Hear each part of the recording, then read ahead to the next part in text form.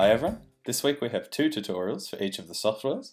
This first tutorial is about balancing and mixing a project, and the second tutorial is about transposition or pitch shifting. So what we have here is just a small project I've created for this tutorial, all sourced from Apple loops. There's been no mixing done, there's no audio effects applied to any of this, it's all just imported straight in. And we're going to use this to demonstrate balance, mixing, and the use of automation. So I'll play through the project now for you to get familiar with it, as well as to demonstrate how different sections within a project may need a different approach to balancing and mixing.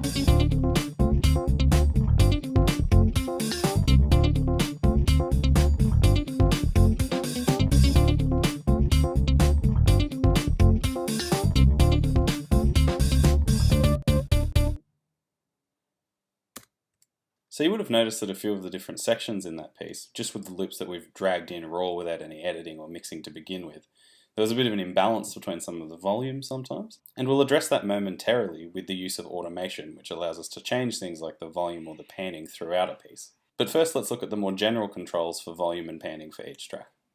Over to the left in the track listing, you can see the volume bar for each track, and you can simply slide that left and right. To the right of the volume track we have a panning dial. And what panning denotes is the proportion of the signal that's sent to the left and right channel in a stereo mix. Stereo mix just meaning that there are two channels, left and right, for situations like your headphones where you'll have a left and right headphone. We can move that down into the negative to send a greater proportion of the audio signal to the left channel or your left ear. Or we can move up into the positive to the opposite to send to your right channel or your right ear. We'll put that back to the center for now. And we'll start to talk about some of the principles behind balancing a piece of music or mixing it. So first of all, balance doesn't necessarily mean that every track is the same volume. What we mean by balance musically is that no particular track is lost or masked by other tracks, and similarly that no track or instrument is standing out in the mix or overpowering anything else. But beyond these general guidelines, mixing is very much a personal, creative decision.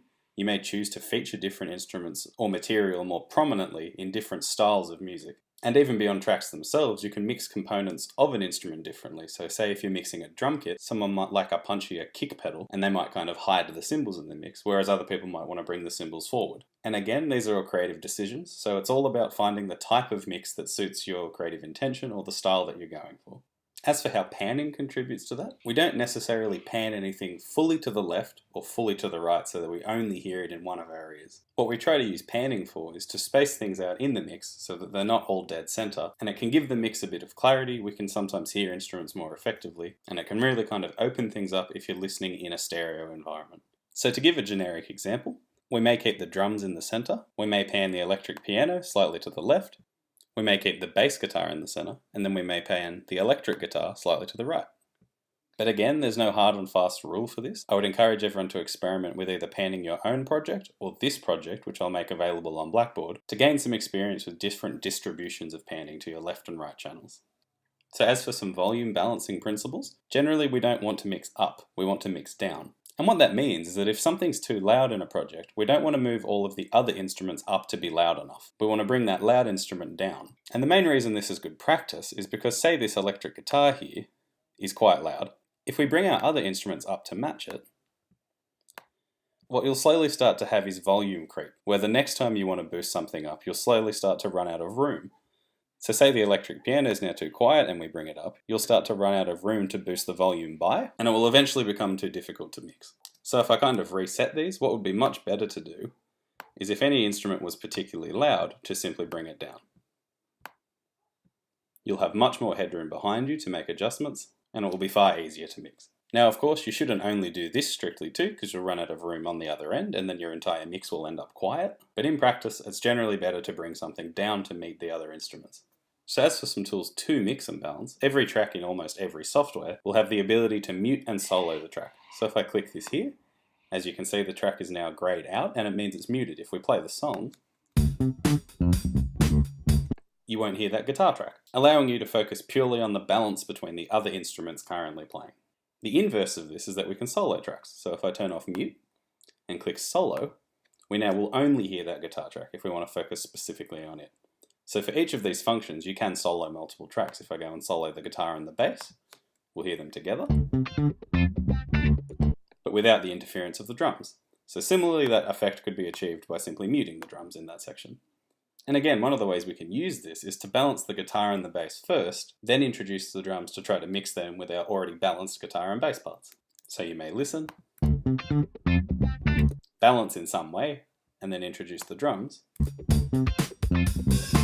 to balance the drums accordingly.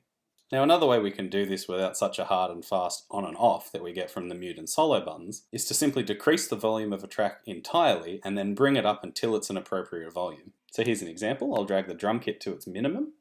I'll play from that same section.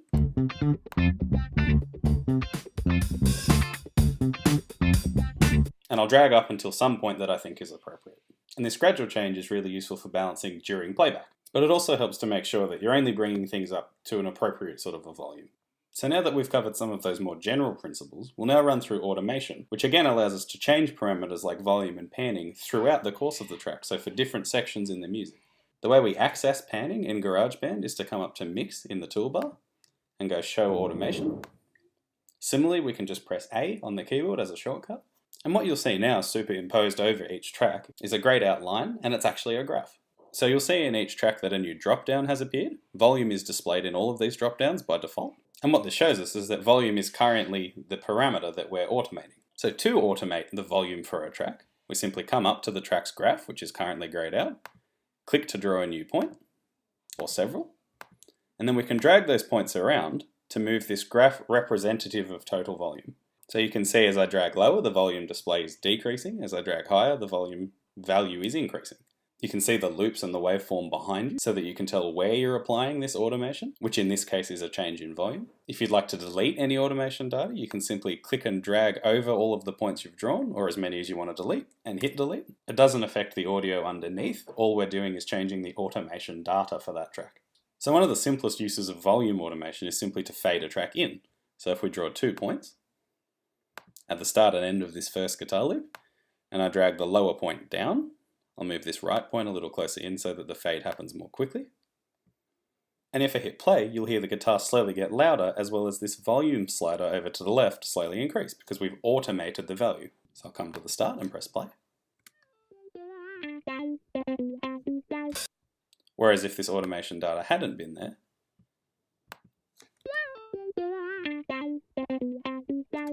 great, so while we can use that functionally to fade in or fade out on a track, we can also use it to raise or lower a track in a section where the loop we've used is either too loud or too quiet for anything else we've used before. So let's have a listen to when the electric piano enters.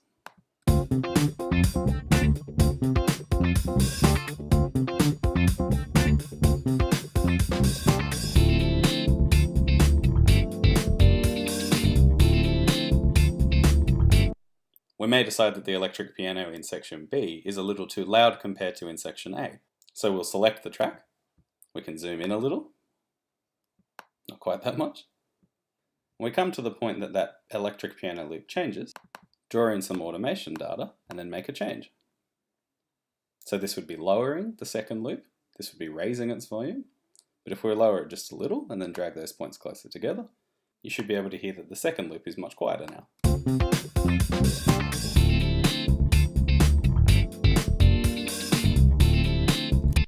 Great, so again, all of these are just creative decisions. There's no hard and fast way to do this. There's no strict rules. It's all about the type of things you do or don't want to accentuate in your music, either for the style or your own intentions. But again, we do try to follow the general principle of nothing standing out too much and overpowering, or nothing getting lost or hidden in the mix. So of course, in that same way, we can also automate panning. If we come back to the start of the project and use these drop downs, you'll notice that we have multiple different parameters that we can apply automation to. So we can automate audio effects like echo and reverb, but we'll be dealing with effects in next week's tutorial. So for now, we'll automate panning. As you can see, the drop down has changed, and if we draw data points this time, it's in a different color to let you know that now you're working with panning rather than automation. So panning works using a similar graph value. Up into the negatives is towards your left if you're automating panning, and down into the positives is to your right. So if I clear that data, as an example, one thing we could use panning automation for is to have an effect on the drums where they switch ears each bar. So we'll come to the drum track, solo it so we can just hear that for the moment, change our automation drop down to panning, then we'll click in some data around each bar. The reason I'm doing 2 points each time is because it makes it much easier to manipulate. And what we'll do is we'll drag this first bar down, which is to the right, make a second point, this second bar up, which is to your left, and we'll drag that just a little to the left to match up with the bar. So now the next bar down to the right, and then the final bar, if I just fix this placement a little,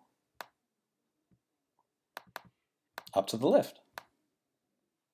So let's have a listen, but you'll need stereo headphones to hear this, so something with a left and right channel. We'll go to bar 3.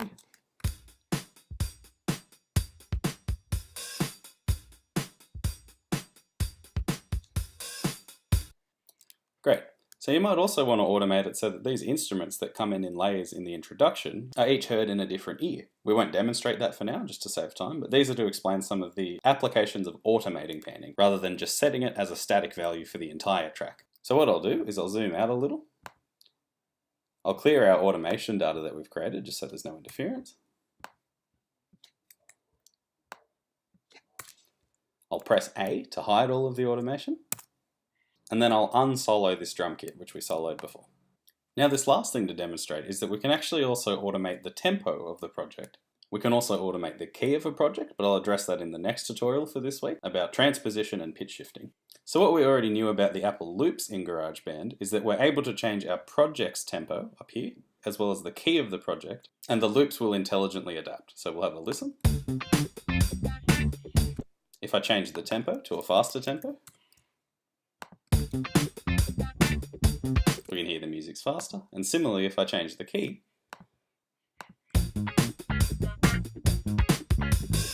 great. So I'll just set those back for now. Back to D major. And just like volume, we can automate the tempo value rather than having a set tempo for the entire project. We simply come up to the track drop down, we select show tempo track, and then you'll have a similar graph just like the volume and panning automation through which you can change the tempo throughout your piece. So we might want the introduction to be slower than the second section, so we can drag it down to change the tempo. And then we may want section B to be faster, so we can simply drag it up to make it quicker. But one thing we'll notice if we make these sorts of changes is that they're quite abrupt. You'll hear the tempo suddenly jump up or down during your project. So each time we've put in some data, you'll also see a smaller data point underneath, right here. And if we drag that point, we can actually change how gradually the new tempo is reached. So if I drag that to about here and make this tempo difference a little more noticeable, you should now hear a gradual speeding up throughout the section.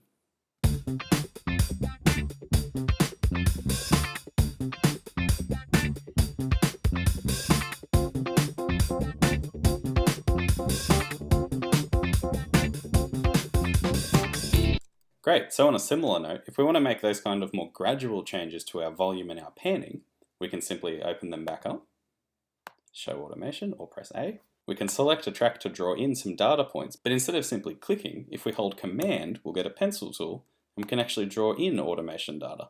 But be aware that this doesn't apply to the tempo track, so if we try that up here, it simply drags a point around. We have to use these additional data points to drag a tempo curve. So hopefully that demonstrates the basics of balancing and mixing in a project, as well as using automation to change parameters throughout the project. I'll be uploading this exact project file to Blackboard so that everybody's able to download it and have an attempt at trying to balance or mix the project. If you're still struggling with arranging loops, I'd also encourage you to sort of pull the project apart. You can extend out any of the loops I've cut up to see what they used to be. I'll just zoom in a little further and drag out this side. You can see that this used to be a full drum track that I've simply cut down to a final note.